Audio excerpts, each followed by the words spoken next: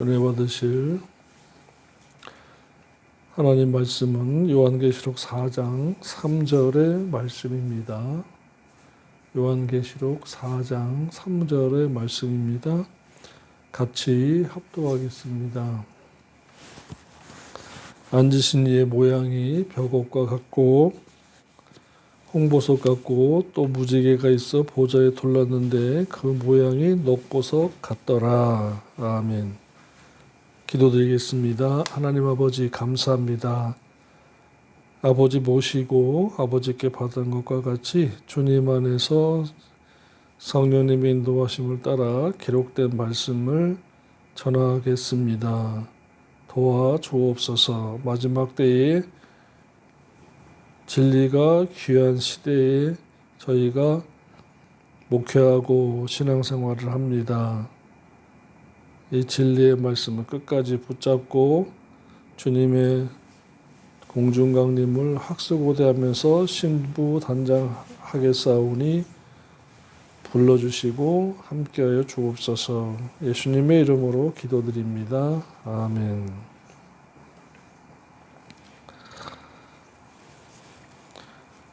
이루 형언할 수 없는 아름다움의 모습을 기록했습니다. 천국에 올라가면 제일 먼저 보좌를 보여주시고 또 그 위에 앉으신 우리 주님의 모습을 보여주십니다. 그 모양을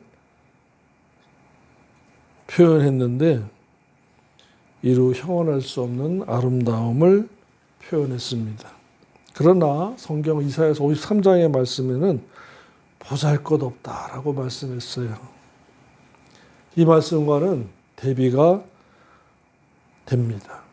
그러나 본문에서는 주님의 모습이 세상에서 제일 아름다운 보석과 같다고 합니다. 특히 본문에서 나온 주님은 하나님이시자 예수님이세요. 사도 요한이 성령의 인도를 받아 주의 날에, 이것이 중요합니다. 주의 날에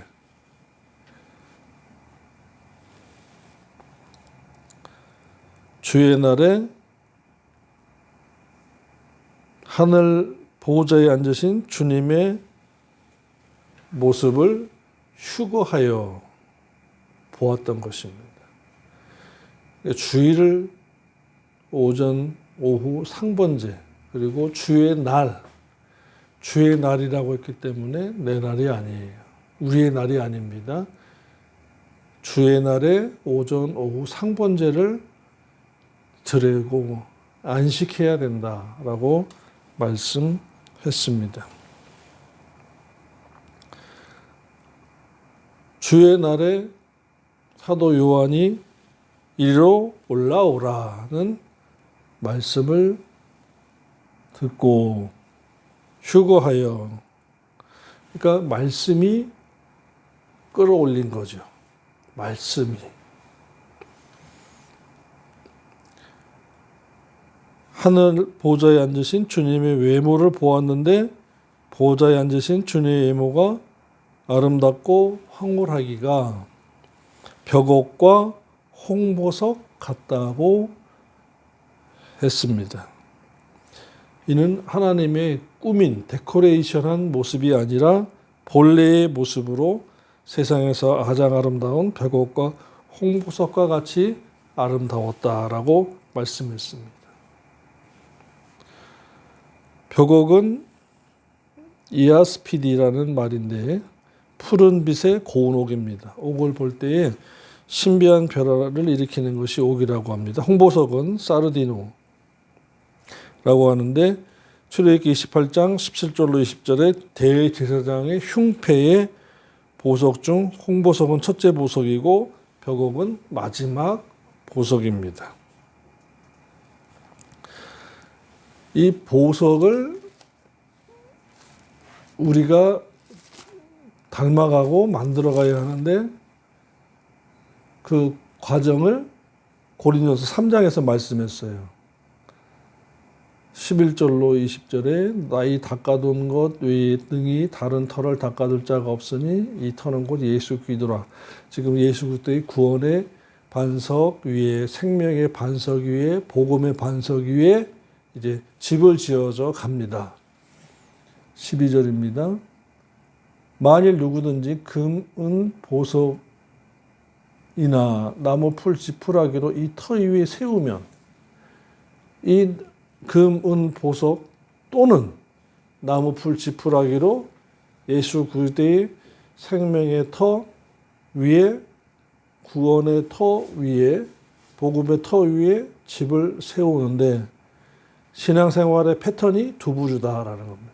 한 부류는 금, 은, 보석과 같은 진리 생활하는 것이고 다른 한 부류는 나무, 풀, 지푸라기 같은 비진리. 교회는 다니지만 교회 안에서 믿는 자 중에 그 중에 목회자도 있죠. 나무, 풀, 지푸라기 같은 목회하는 분. 그 밑에 장로, 권사, 그 밑에 안수집사, 서리집사, 교회학교 교사 등등이 나무, 풀, 지푸라기의 목회가 있는 거예요. 요한계시록 2장과 3장에서 우리가 소아시 7교회를 배웠습니다마는 그 교회 중에서 벌써 나눠지잖아요. 그런데 이제 그 금, 은, 보석으로 신앙생활하는 부류가 있다. 극히 드문 적은 숫자다. 하나님 나라에 합당한 자다. 이렇게 말씀하고 있는데 금, 은, 보석은 말씀이에요. 진리 생활이에요.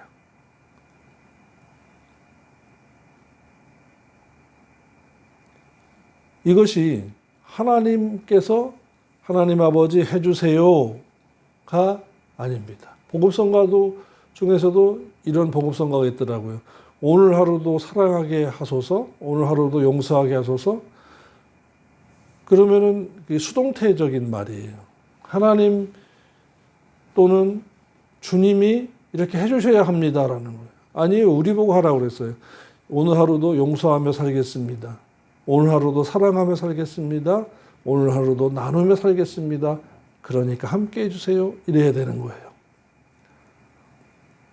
우리는 너무 쉽게 은혜라는 말에 받아들여서 젖어 있어서 주님께서 다 해주십시오. 하나님 은혜입니다. 하는데 은혜 언약과 행위 언약을 모르니까 그렇게 하는 거예요. 다 맞아요. 맡겨야 돼요. 내려놓아야 돼요. 그리고 내가 해야 돼요. 어떻게 해야 되느냐? 이것이 하나님의 뜻이면 제가 그 사람과 하나가 되고 이 일을 하고 하나님의 뜻이 아니고 제 욕심이면 제가 하지 않겠습니다. 이것이 하나님의 섭리신앙이에요. 섭리. 즉 하나님의 뜻 안에서 하나님의 뜻이면 하고 뜻이 아니면 하지 않겠습니다. 돌아서겠습니다. 이것이 하나님의 섭리신앙이에요. 은혜와 섭리가 다릅니다. 출애굽 여정에서 홍해를 건너서 나온 건 하나님의 은혜예요. 그러나 광야 교회에서 하나님의 말씀, 진리의 말씀, 율법의 강령, 하나님의 도를 받아서 요단 건너 가나안 들어갈 때까지는 이것이 하나님의 섭리의 말씀에 순종하는 섭리신앙이 되어야 되는 것입니다. 근데 오늘날에는 전부 다 은혜신앙에 젖어 있고 은혜신앙에 빠져 있고 은혜신앙 안에 머물러 있기 때문에 홍해를 건너서 출애굽해서 죄악세상에서 건너서 광야 교회로 나왔음에도 불구하고 요단 건너 가나안 천국으로 들어가려고 하질 않는 거예요. 은혜가 좋습니다. 여기가 좋사오니 하는 거예요. 섭리신앙으로 발걸음을 띄어야 합니다. 섭리신앙으로 하나님의 뜻이면 제가 하겠습니다 하는 섭리신앙으로 달려가야 되는 것입니다.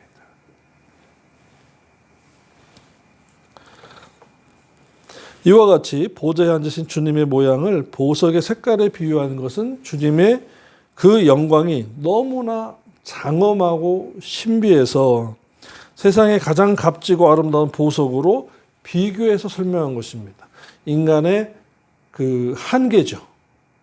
인간이 생각하고 보고 깨달을 수 있는 그 표현력의 한계가 가장 아름다운 보석으로까지가 한계인 거예요. 그 영광을 보석으로 아름답고 값어치 있고 신비한 것으로 표현한 것입니다. 그래서 우리가 교회에서 신앙생활할 때 진리 생활하고 말씀 생활하는 것이 참 힘들어요. 왜요? 한계의 끝까지 가야 되거든요. 이해가 안 되는 거예요. 깨달아지지 않는 거예요. 이렇게 되면 굶어 죽는 거 아니야? 이렇게 하면 말씀대로 살면은 거래처 다 끊어지고 없어지는 거 아니야? 이렇게 말씀대로 살면은 친구도 없고 세상에서 외면, 홀로 살게 되는 거 아니야? 라는 거예요. 그것이 인간의 상식과 선지식과 고정관념의 한계예요. 근데 그것을 넘어서 하나님의 뜻이면, 하나님 아버지의 뜻이면 제가 살고, 하나님 아버지의 뜻이 아니면 제가 죽고, 살든지 죽든지 흥하든지 망하든지 성하든지 쇠하든지 주님 뜻대로 되길 원합니다 하고 내어 맡겨 던져버리는 그것이 신앙인 것입니다. 그것이 은혜 언약의 믿음이 구원의 믿음이 아닌 행위 언약적인 섭리 신앙의 믿음인 것입니다. 오늘날 왜 말씀합니까? 바로 하나님의 뜻대로 살기 위해서예요. 하나님의 뜻을 알기 위해서예요. 그것은 로마서 2장 18절에서 주님이 사도 바울을 통해서 말씀했습니다. 율법의 교훈을 받아 하나님의 뜻을 깨닫고, 이사야서 33장 22절에는 율법의 강령을 만드신 이는 하나님이시고 그 하나님 여호와는 재판장이시고 우리의 왕이시라고 말씀했습니다. 율법의 교훈 그럴 때 이 교훈 속에는 율법의 의문과 의식은 빼고입니다. 왜요? 주님이 십자가에서 피를 흘리시고 죽으시고 부활하셨기 때문에 그 의문과 의식은 이미 완성하셨기 때문에 이제는 우리 보고 하지 말라고 그랬어요. 그러나 강령은 지키라고 말씀하셨습니다. 그것이 마태복음 22장 40절에 위로 하나님 사랑, 옆으로 이웃 사랑, 그 속에 모든 계명이 다 들어있다라고 말씀하셨어요. 그것이 율법의 강령인 것입니다. 핵심 정신 뿌리라는 것입니다. 이러한 것은 율법의 핵심 정신 뿌리인 강령은 지켜야 되고 율법의 의문과 의식은 안 지켜도 되는 것입니다. 피제사, 인간 제사장, 절기, 남자들만 하는 할례, 부정한 짐승 먹지 말라는 거. 요즘은 기도하고 먹으면 돼요. 우상 제물 빼고요. 기도하고 먹으면 돼요. 율법에는 돼지고기나 무슨 부정한 짐승을 먹지 말라고 했거든요. 지금은 기도하고 먹으면 돼요. 그리고 먹을 것이 많기 때문에 이제 몸을 가려가면서 건강을 생각해서 건강에 좋은 것, 기름 많은 것 먹지 않는 거예요. 그러므로 율법의 강령을 받아 하나님의 뜻을 깨닫고 해요. 하나님의 뜻은 곧 말씀이에요.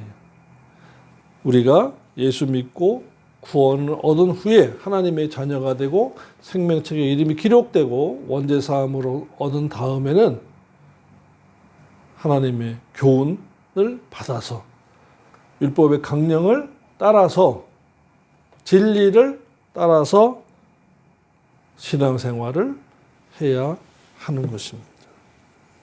그래서 시편 119편에서 주님은 말세에 신앙생활하는 우리에게, 저와 여러분에게 이렇게 말씀했습니다. 시편 119편 142절 주의 의는 영원한 의에 주의 법, 토라, 율법입니다. 율법의 강령은 진리로 쏘이다. 율법의 강령은 진리래요. 의문과 의식을 뺀 나머지는 진리예요. 152편 1절입니다. 여호와여 주께서 가까이 계시오니 주의 모든 계명은 진리입니다. 진리래요. 십계명이 진리예요. 그러므로 십계명을 외면할 수가 없어요. 제껴둘 수가 없어요. 그냥 가면 안 돼요. 십계명을 항상 초신자 때 배워야 돼요. 어려서부터 중고등부, 대학부, 청년부에 항상 십계명이 중심으로 배워져야 돼요. 왜요? 진리이기 때문에 그런 것입니다. 또 160절에 모든 말씀의 강령은 진리오니 주의 의로운 모든 규례가 영원하리이다. 아멘. 강령은, 율법의 강령은, 말씀의 강령은 진리요. 말씀은 곧 율법이잖아요. 계명은 율법이에요. 그러므로 말씀, 율법, 계명, 주의 도는 진리라는 것입니다. 진리가 우리로 하여금 하나님 나라에 합당한 자로 만들어주시는 거예요. 영원한 상급 심판의 표딱지라고 데살로니가 후서 1장에서 말씀하셨고 2장에서는 그 진리를 추구하지 아니하면 미혹의 영을 허락하신다라고 말씀했습니다. 이 미혹의 영이 무서운 거예요, 여러분. 그래서 이단으로 간 사람들도 진리가 거기 있다고 얘기를 합니다. 당당하게 말해요. 그런데 그건 미혹을 받아서 그런 거예요. 사루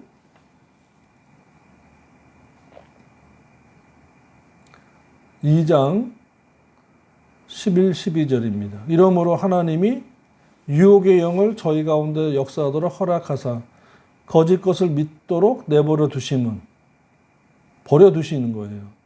누구를? 믿는 자 중에서 진리를 사랑하지 않는 자들. 9절에 있는 말씀과 같이 거짓 능력, 거짓 표적, 거짓 기적만 쫓아다니는 사람. 그러니까 신앙생활은 인물 중심 아니에요. 인물 중심 하다가 이단으로 넘어가요. 그리고 장소 중심의 신앙생활이 아니에요. 건물 중심의 신앙생활을 하면 안 돼요.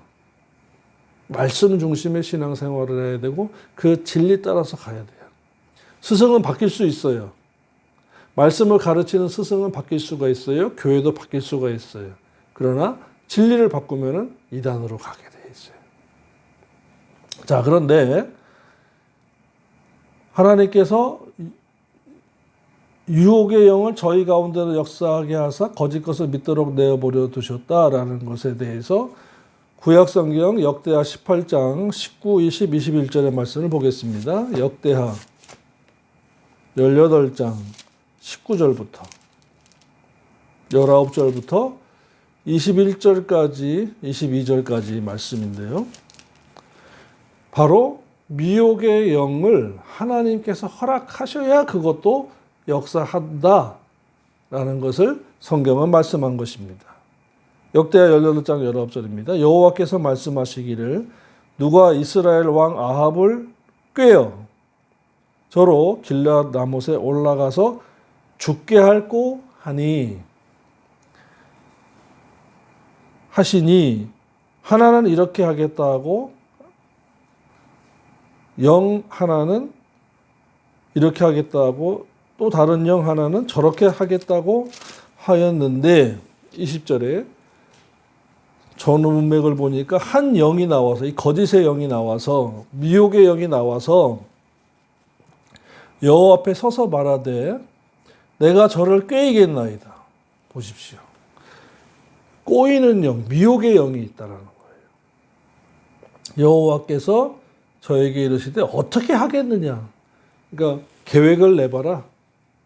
견적 또는 제안, 사업 계획, 미혹의 계획을 얘기해봐. 물어보셨어요. 그랬더니 21절에 미혹의 영이 가로되 내가 나가서 거짓말하는 영이 되어 비슷한 것 같은데 다른 것이 거짓말이에요. 그 모든 선지자의 입에 있겠나이다. 여호와께서 가라사대 너는 꾀겠고 또 이루리라. 나가서 그리하라 허락하셨은즉. 보십시오.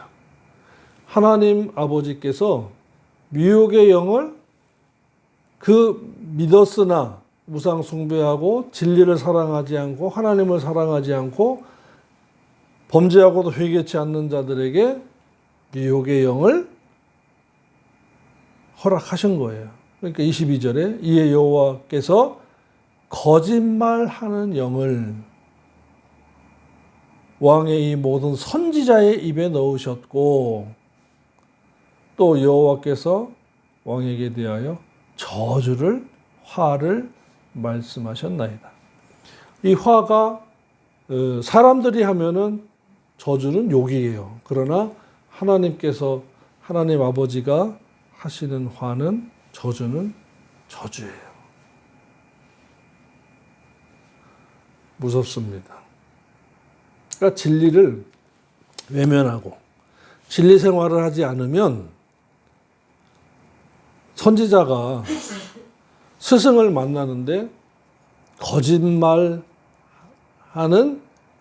영을 받아서 하나님의 말씀을 대화한답시고 성경을 읽어도 자기 생각으로 풀고 미혹하는 말을 하는 여기 그랬잖아요. 27절에 21절에 그 모든 선지자의 입에 있겠나이다. 그 모든 목사들의 입에 거짓의 영이 있어서 그래서 신천지나 구원파나 하나님의 교회나 이단들의 거짓의 영이 있어서 비유풀이하고 뜻풀이하고 하는데 넘어가는 거예요. 왜 그렇다고요? 진리를 사랑하지 않아서 그런 거예요. 진리를 사랑하지 않고 주님을 사랑하지 않고 요한복음 14장 15, 21, 23절에 주님께서 말씀하셨습니다. 너희가 나를 사랑하면 진리를 말씀을 계명을 가지고 지키는 자라야 한다라고 말씀하셨는데 진리를 사랑하지도 않으면서 맨날 사랑 타령하고 사랑의 주님 하고 신앙생활을 진리 생활하지 않고 자기 마음대로 우상 숭배하고 음란하고 간음하고 욕심 부리고 왜 그렇게 그 믿는 자들이 합의가 안 되면 막 욕을 하고 이제 조금 있으면 이제 12월 달에 사무총회 할 겁니다. 사무총회 하면요. 막 사무총회 할 때 욕하면서 싸우는 중직들 많이 봤어요. 그런 분들은 진리가 없는 분이에요.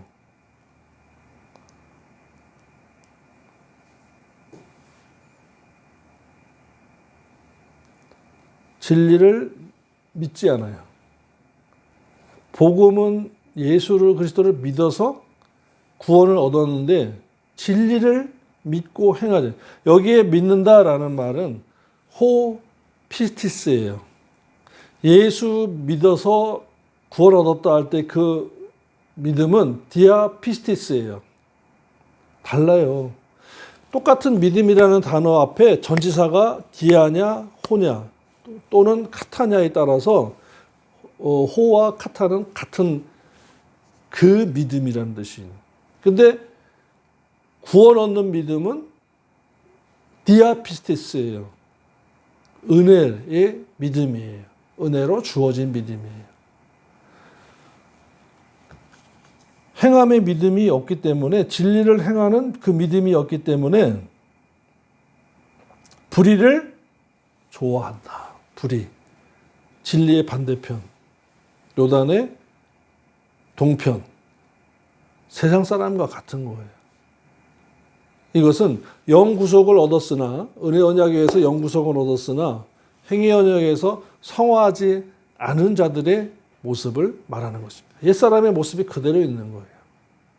영은 중생했으나 그 인격과 삶이 옛사람과 별 다를 바가 없을 때에 하시는 말씀인 것입니다. 그러므로 예수를 믿었으면 성화하셔야 돼요. 예수 닮아가야 돼요. 옛사람을 모습을 버려야 돼요.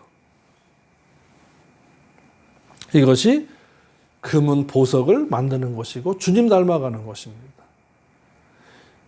베드로후서 1장 4절에서 신의 창품에 참여한다라는 것은 주님 닮아가는 것이고 그것이 곧 보석화 되는 거예요. 보석으로 내 자신을 변화시키는 거예요.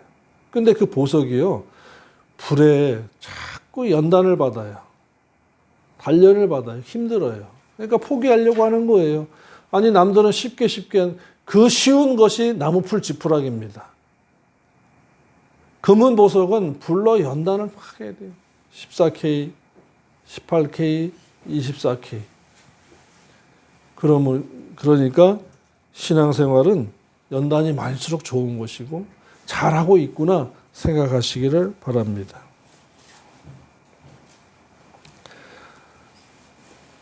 본문에서 그 모양이 녹보석 같더라라고 했어요.